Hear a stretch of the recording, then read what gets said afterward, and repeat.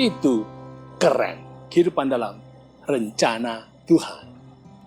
Sohogi, seorang aktivis muda yang terkenal dan disegani oleh pemerintah Orde Baru. Dia menulis, hanya ada dua pilihan, menjadi apatis atau mengikuti arus.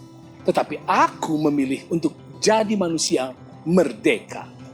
Sangat menarik dan penuh makna filsafat. Intinya Sohogi tidak mau terikat kepada dua pilihan kehidupan. Tidak berlaku apa-apa ataupun ikut arus. Dia ingin merdeka, hidup dan bertindak sesuai dengan apa yang dianggap benar dari waktu ke waktu. Luar biasa. Nah, Alkitab menyatakan bahwa kehidupan manusia hanya ada dua pilihan. Tidak ada yang lain. Kemerdekaan diambil setiap orang di dalam pilihannya masing-masing sejak dasar kehidupannya. Nah, di Taman Eden, Alkitab menyatakan, lalu Tuhan Allah menumbuhkan berbagai-bagai pohon dari bumi yang menarik dan yang baik untuk dimakan buahnya, dan pohon kehidupan di tengah-tengah taman itu, serta pohon pengetahuan tentang yang baik dan yang jahat. Di Eden ada banyak pohon buah-buahan, tetapi ada dua pohon buah yang sangat berbeda. Pertama, pohon kehidupan dan pohon pengetahuan tentang yang baik dan yang jahat. Nah, pohon kehidupan tersedia untuk Adam dan Hawa apabila mereka ingin kehidupan yang kekal. Untuk hidup, mereka harus terus memakan buah dari pohon kehidupan. Itulah tanda kebergantungan hidup mereka kepada Tuhan. Pohon pengetahuan tentang yang baik dan yang jahat adalah untuk Adam dan Hawa senantiasa menentukan iman mereka kepada Tuhan atau tidak. Bila mereka mau terus menghormati dan percaya kepada Tuhan, maka mereka tidak akan makan buah pengetahuan itu. Sangat mudah sebenarnya, tetapi sangat menentukan, karena memakan buah itu menandakan penolakan mereka kepada Tuhan. Sangat mudah tetapi sangat menentukan, karena memakan buah itu menandakan penolakan mereka kepada Tuhan. Seperti hidup kita sekarang ini, begitu banyak berkat Tuhan yang disediakan.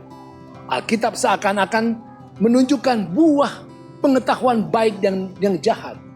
Untuk menolak Tuhan, mudah saja tolak perintah Tuhan, langgar hukum Tuhan, lawan kehendak Tuhan.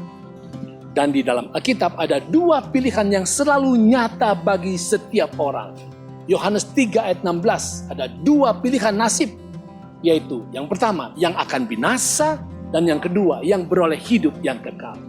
Kejadian 7 ayat 22 dan 23, ada dua nasib yang nyata di sana. Yang pertama, matilah segala yang ada nafas hidup di dalam hidungnya, segala yang ada di darat. Yang kedua, hanya Nuh yang tinggal hidup dan semua yang bersama-sama dengan dia di dalam bahtera itu.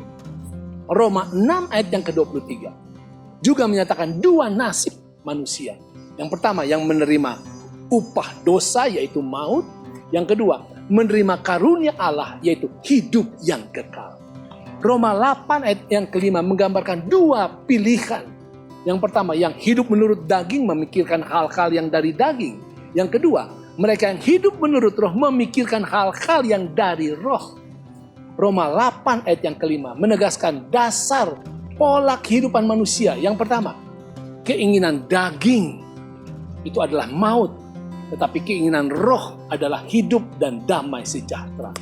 1 Yohanes 5 ayat 12 menegaskan dua bentuk kehidupan. Yang pertama, yang memiliki anak, memiliki hidup. Yang kedua, yang tidak memiliki anak, tidak memiliki hidup. Matius 7 ayat 24-27 menceritakan orang pintar dan orang bodoh. Yang pintar membangun hidup di atas batu, artinya menuruti petunjuk Tuhan.